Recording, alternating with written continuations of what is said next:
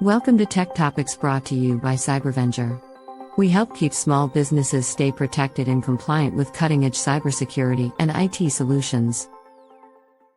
Hello everyone and welcome back. My name is Andy, I'm the Managing Consultant for Cybervenger. Today we're doing another deep dive into all 110 controls in the NIST 800-171. Today's control is 3.5.5.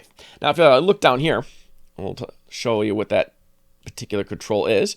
It says prevent the reuse of identifiers for a defined period. So what the heck is an identifier? If we look over at the more detailed description that they have here, identifiers are provided for users, processes acting on behalf of users, devices, blah, blah, blah, blah. It's basically a user account, but it could be other things.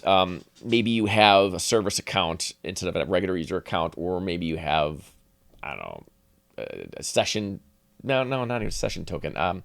It basically a user, I think, is the way of putting it. Is the best way to put it. And there might be some generic thing like instead of user, it's like a computer account would be something that's not technically a computer account would be an example of something that's not a user that would technically be an identifier. And what they mean by not reusing it, if you have two people, John Doe, right? Jane Doe and John Doe, both work for the same company. John Doe leaves, Jane Doe starts. Oh, hey, look, we have a disabled J Doe account. We'll just reuse that. That's the kind of thing they're trying to stop. Now, you can have John Doe be deleted and then Jane Doe be created, both J Does, and that would be perfectly fine. What you don't want to do is have the actual exact same account. In Active Directory, amongst many operating systems do kind of the similar thing. It's not the name that matters so much. It's there's usually an identifier, a GUID, or a user ID of some kind. If you ever look at the details of an ACL on a Windows file system, what they actually do is they take the user account SID or UID and stick it on the ACL, and that's what gives it rights. So if you have a user and you reuse that user account, the new person using that account automatically inherits all these permissions, and you don't know what permissions they might be inheriting. You don't want to do that sort of thing. It really is the same account. It's not the same thing as giving them a new account with the same name. Whereas if you created a brand new user with the identical name, that account won't be listed on the ACLs, the file permissions for the Windows file server. And again, Windows is just an example. I think most people know Windows, and it's common enough in environments, but that's my example. This is true for other systems, Linux, for whatever, because the user ID tag, there's like a secret number that you don't usually see, is what's actually in the ACL, and it'll just come up as unknown user. If anybody ever managed permissions, you ever see that unknown user, what the heck is that? It's probably just a user account that was deleted at one point, and you can get that out of there. It doesn't do anything. But if you if you left that user intact and then simply reused it, you have no way of knowing what permissions you just gave this person. And the old user might have permissions to things that are CUI sensitive, and maybe the new user is not someone who needs to access CUI. You want to keep that separated.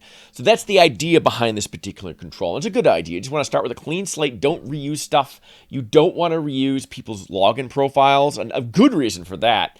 If you ever store your passwords in Firefox, for example, and I don't suggest you ever store your web internet browsers and stuff like that, in web internet user passwords in your browser.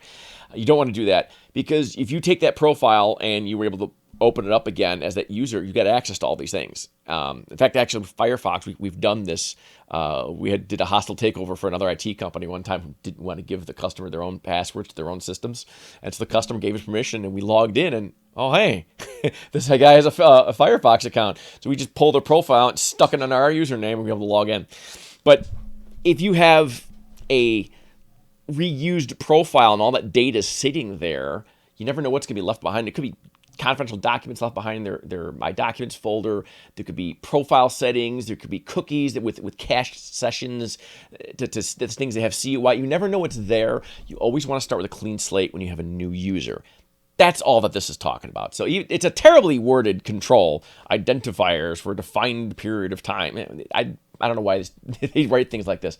The problem, I think, with the NIST is that lawyers and IT engineers had an unholy marriage, and this standard was born. I mean, there's a lot of really good ideas in it, and ultimately it's a great document if you could look past its lawyer wordiness.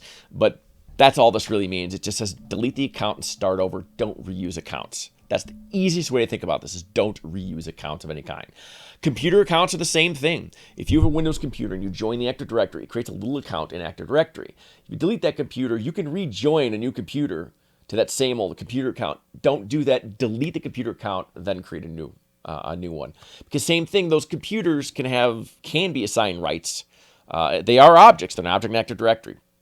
And they want to be generic, right? They don't want to say just Active Directory. There are other directories that we just apply to. Back in the old days, if anyone ever remembers Novell, NDS was kind of a similar thing. There's other hypothetical LDAP directories or other stuff that would have groups or computer accounts or other things that are not user accounts, and they may have some kind of permissions or rights associated with them. You just want to assume that you always start with a clean slate every time you get a new user. So that's all this one is. That's all I got for today. Thanks for watching, and we'll see you in the next one. Thanks for watching. We hope this video has provided valuable information to you. Be sure to share this video with other small business owners to spread the word about the importance of cybersecurity. As always, don't forget to like and subscribe for more videos like this. If you want more information about cybersecurity, visit us at www.cybervenger.com.